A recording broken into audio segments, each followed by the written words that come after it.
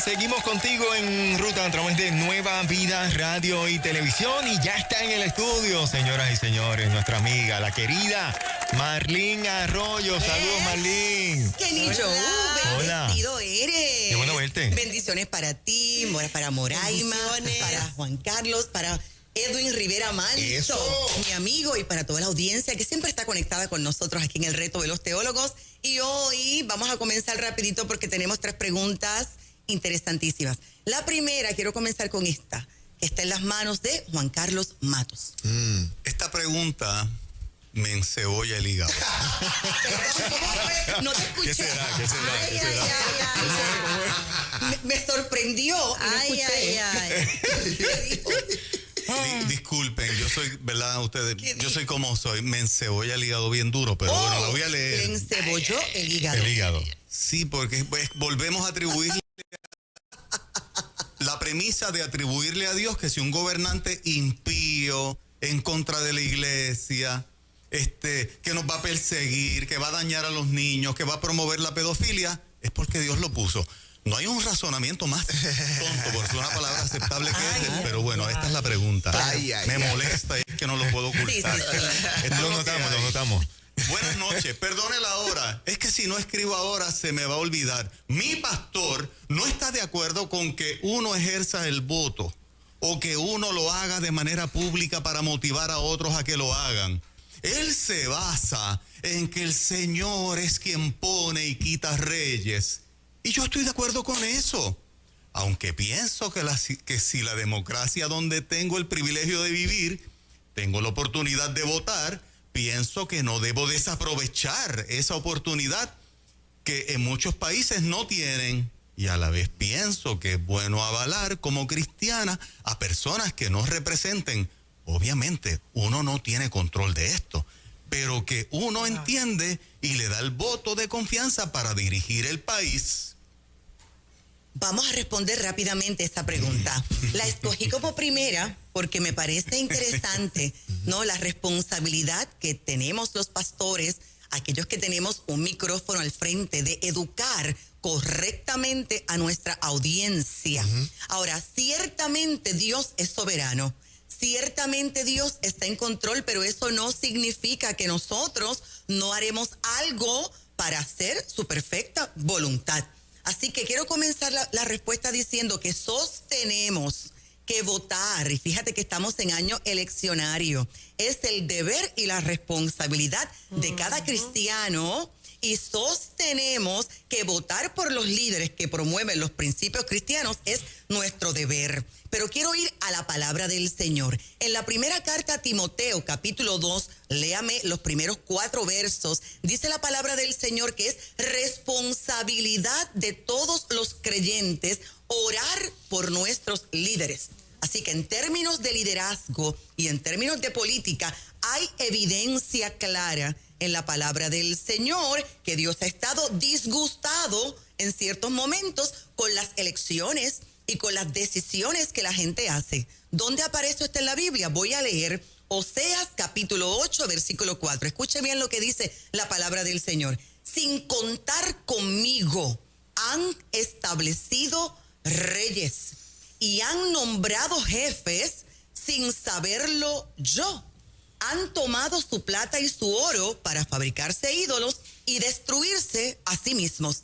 Así que por favor, mira lo que está diciendo la palabra del Señor, que el Padre Todopoderoso está en contra de una elección que hizo el mismo pueblo, porque el pueblo votó sin contar con él. ¿Usted me está entendiendo lo que quiero decir? Y dice la palabra del Señor, se han nombrado jefes sin contar con el Dios Todopoderoso, y Dios lo está diciendo. Ahora, la evidencia del dominio de la maldad y del pecado en este mundo, lo sabemos que está por todas partes. Ahora, la gran parte del sufrimiento de Puerto Rico, de Venezuela, de Cuba, y aún de Estados Unidos, la gran parte del sufrimiento se debe precisamente al liderazgo sin Dios. Vamos a leer Biblia. Proverbios 28:12 lee: cuando triunfan los justos, se hace gran fiesta. Me gusta esta versión. Cuando triunfan los malvados, la gente se esconde. Ahora, ¿qué hacemos con esta parte de la Biblia? Que dice que el Padre Todopoderoso nos pide a nosotros que obedezcamos a las autoridades legítimas, paréntesis, a menos que éstas contradigan las instrucciones del Padre. Lea de asignación, Hechos 5:27, Romanos 13:1 al 7. Por lo tanto, si la Biblia me dice que yo me tengo que sujetar a las autoridades, la pregunta es la siguiente: ¿no es mi responsabilidad votar por autoridades que obedezcan a los principios del Dios Todopoderoso? Esto es sentido común. No es mi responsabilidad votar por líderes que son guiados por nuestro Creador. Pero un poquito de más Biblia, mira. El primer libro de Samuel, capítulo 12, versos 3 al 25, me lo lee de asignación. Los candidatos, todas las propuestas que violentan los principios de la palabra del Señor, los principios bíblicos de la vida, los principios bíblicos para la familia, para el matrimonio, para la fe. Dice la palabra del Señor que nunca deben ser apoyados. Me va a leer Proverbios 14:34. Por lo tanto, la iglesia tiene que salir a votar, guiados por la oración, guiados por el estudio de la palabra de Dios. Y muchos cristianos en muchos lugares del mundo son oprimidos, son martirizados, asesinados, son perseguidos precisamente porque sufren bajo gobiernos que tienen el poder para actuar conforme al odio a la fe cristiana. Y gente que está en el gobierno que quieren silenciar las voces de los creyentes. Y conocemos hermanos que predican el evangelio a riesgo de perder su propia vida. Así en Puerto Rico, para ir finalizando la respuesta, hemos sido muy bendecidos con el derecho de hablar. Por eso, gloria al Dios Todopoderoso por Nueva Vida 97.7 FM. Gloria al Padre por este privilegio, el derecho de expresarnos. Pero también tenemos otro derecho, el derecho de escoger a los líderes, sin tener miedo a que nos asesinen, por lo menos hasta el día de hoy, sin tener miedo a la persecución a nuestras familias, por lo menos hasta el día de hoy. Así que hay mucha gente que quiere retirar el nombre de Dios de la política, mucha gente que quiere retirar el mensaje de Cristo totalmente del foro público. Lamento muchísimo que haya pastores que estén motivando a su congregación precisamente a retirarse de la arena política, pero votar es una gran responsabilidad que Dios nos da, y votar es una oportunidad para promover, para proteger y para preservar un buen gobierno. Dejar pasar la oportunidad que tendremos el próximo mes de noviembre es permitirle a la gente que degrada el nombre de Jesucristo que se salgan con la suya en nuestras vidas. Así que ya le di bastante Biblia.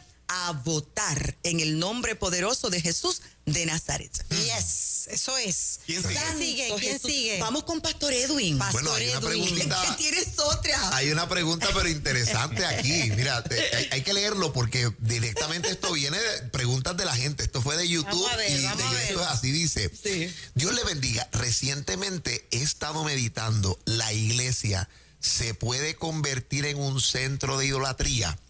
Miren esto, puedo continuar Sí, con sí, porque claro, es claro. un post que la persona hace. Claro, claro. Porque cuando en las predicaciones dan más énfasis a la iglesia, pero se olvidan del Espíritu Santo y del poder que Él tiene sobre los que han aceptado a Jesús como Salvador, no es bíblico que el cuerpo sea mayor al Espíritu, sino que gracias al Espíritu Santo podemos ser cuerpo de Cristo y dar testimonio de un carácter y conducta, amando a Dios sobre todas las cosas y amando a nuestro prójimo, conforme a lo que Jesús nos enseñó, y perseverando en dar frutos y encaminados hacia la santidad. Nada debe ser mayor que el que nos creó y redimió con su santa sangre. ¿La iglesia se puede convertir en un centro de idolatría? Santo Padre, yo quisiera, Edwin, responder que no. Yo quisiera responder que no. Yo quisiera responder que es imposible. Pero vamos a ser honestos, fíjate que esta oyente es una oyente muy inteligente, Sí. porque ella pregunta, Y articula. ella se responde, pero vuelve y pregunta, porque ella quiere estar segura. Ajá. Bueno, la verdad es que sí, cualquier congregación desconectada del Espíritu Santo puede convertirse en un centro de idolatría. Pero esta pregunta me obliga a dar ejemplos. Mire, todo acto idolátrico, moderno, su núcleo es el egocentrismo. Ajá. Su núcleo es el yo. En el siglo pasado, yo recuerdo que se consideraba idolatría simplemente cuando alguien adoraba una imagen. Ajá. ¿Tú recuerdas aquellos pastores, evangelistas? Que rompían marrones y esas cosas que ahí. con un marrón rompían las imágenes, rompían aquello, porque se pensaba que los ídolos eran eso. El tiempo moderno es un tiempo más peligroso, porque los ídolos no son externos. Los ídolos, la gente los lleva por dentro. Tal vez ya no tenemos gente que se arrodilla y besa y adora diferentes imágenes, pero se arrodillan delante del Dios yo, el Dios del egocentrismo. Y esta es la idolatría moderna que estamos viviendo en estos tiempos. Ahora, quiero darte algunos ejemplos. Por ejemplo, inhalamos y exhalamos. La gente que adora el altar del materialismo, que la necesidad de aumentar el ego Ajá. a través de adquirir más y más y más y más cosas materiales y toda clase de bienes, y se quiere construir la casa aún más grande. Y en las casas, porque yo visito casas, Sí. porque yo oro y yo unjo casas, entonces tú ves los armarios y las marquesinas y cosas que son inútiles, cosas que son innecesarias, y uno dice, Padre de la gloria, tanto materialismo, y entonces como que se olvida un poquito las instrucciones de Jesús, porque tuve hambre y me diste de comer, tuve sed y me diste de beber. Cuando tuve gente en crisis económica, pero con tanto y tanto y tanto bien material, ya tú sabes que aquí hay un problema. Y uno puede a veces, pastora, Sí. en este caso de la idolatría, porque a veces uno puede hasta espiritualizar la avaricia. No, porque Dios quiere, entonces tú metes a Dios en esa cosa que es tuya y no es de Dios. Exactamente, y la palabra del Señor, ¿verdad? Porque los 10 mandamientos de Éxodo 20, que es una guía, fue para Israel, pero es una guía, nos dice a nosotros, no codiciarás. Y nosotros, el 10º mandamiento para Israel, y nosotros no podemos ser víctimas de la codicia. No podemos codiciar, dice la palabra del Señor, ni esposo, ni esposa, ni esclavo, ni esclava, ni buey, ni burro, nada que le pertenezca. Éxodo 20, 17. Ahora, tratando de satisfacer la codicia, el ego, el yo, este deseo de materialismo, esto es una trampa del diablo. Esto es una trampa de Satanás para que se pierda el enfoque, para que la gente piense en sí misma y deje de pensar en el Dios Todopoderoso. Otro ejemplo rapidito. En segundo lugar, se adora el ego. ¿Ha escuchado mensajes que todo es porque yo? Porque porque yo lo construyo, porque yo lo hago, porque yo lo hice, porque yo soy, y Padre de la gloria. Entonces, ¿dónde está el mensaje del Cristo Todopoderoso? El Cristo que dio su vida en la cruz del Calvario. Entonces, hay gente obsesionada con eso. De hecho, hay gente obsesionada con el empleo.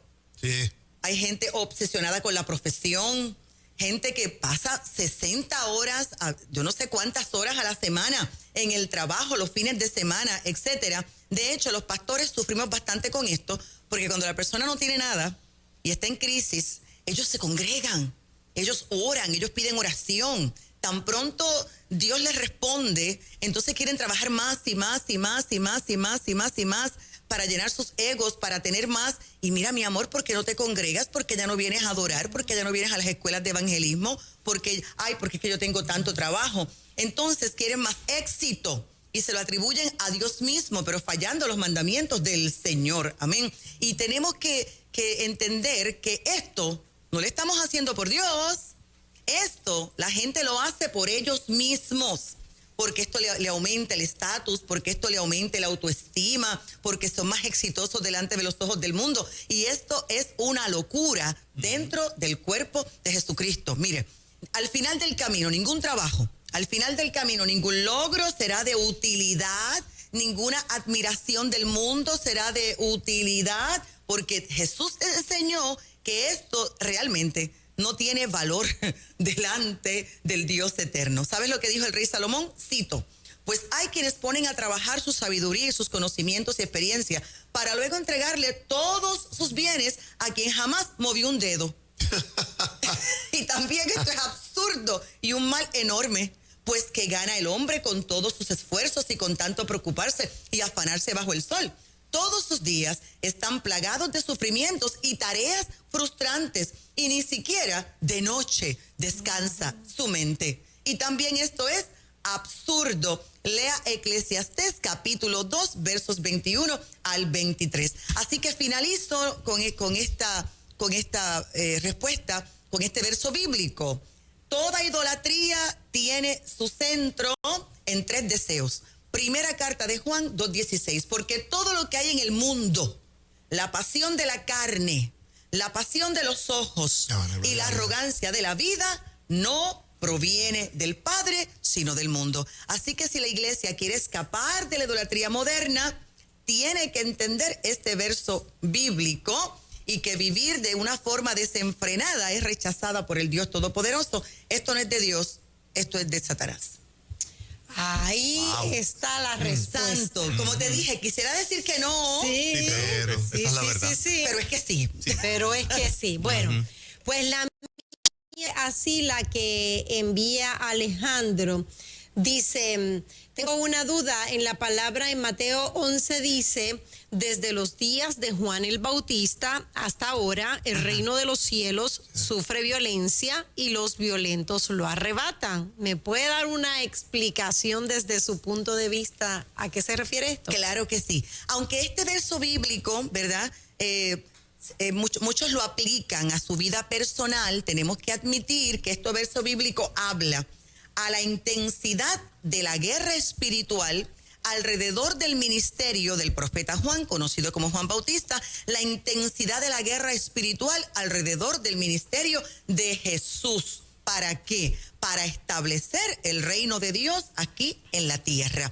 Así que yo quiero traerte, porque lo tuve que estudiar, yo quiero traerte 3 citas de 3 teólogos muy conocidos que me parecen unas citas extraordinarias para poder explicar esto de que el reino de los cielos sufre violencia. El teólogo Carson dijo, y cito, el reino ha venido con poder santo y energía magnífica que ha empujado las fronteras de las tinieblas. Esto es especialmente manifestado en los milagros de Jesús y se vincula con la respuesta de Jesús para el Bautista. El reino está haciendo grandes avances. Ahora es el tiempo para las almas valientes y gente contundente que se apodere de ello. Teólogo Carson, me parece esta cita tan pertinente para los tiempos que estamos viviendo. Pero tengo otra cita del teólogo Paul que dijo, el reino nunca será recibido de una forma pasiva. Siempre se funda en la obra de Dios de nuestra parte, pero la obra de Dios siempre producirá una respuesta en nosotros. No son los deseos perezosos ni esfuerzos fríos los que traerán a los hombres al cielo. Y yo puedo aplicar esta cita a la primera pregunta también. No es el esfuerzo frío. Y finalmente, alguien que yo leo muchísimo, Spurgeon, dijo lo siguiente. Frecuentemente se presentan quejas y se expresa sorpresa por individuos quienes nunca han encontrado una bendición sobre cualquier cosa que han intentado hacer en el servicio de Dios. Yo he sido maestro de escuela dominical por años, dice uno, y nunca he visto a ninguno de mis niños o niñas convertidos. No, y la razón por eso es que probablemente nunca ha sido violento en este tema. Nunca ha sido obligado por el Espíritu Divino el determinarte a que deben convertirse y que no debes descansar hasta que lo sean.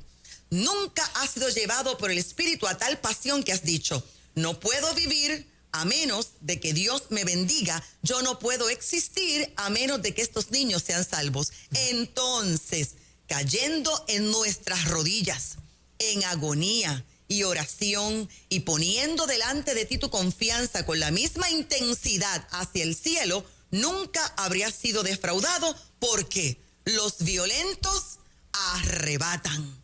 Y yo quiero personalizarlo, los violentos trabajamos, los violentos arrebatamos, los violentos tenemos una vida apasionada, los violentos somos guerreros, conquistadores y logramos.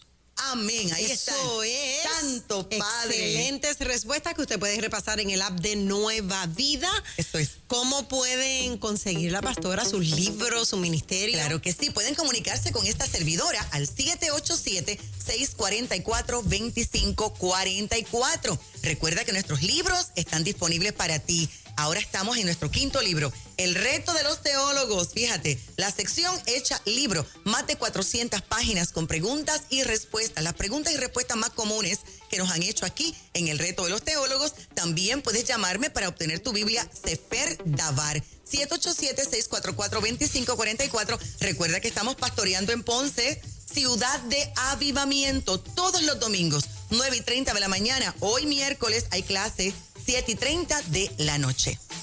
Eso es. Muchas gracias.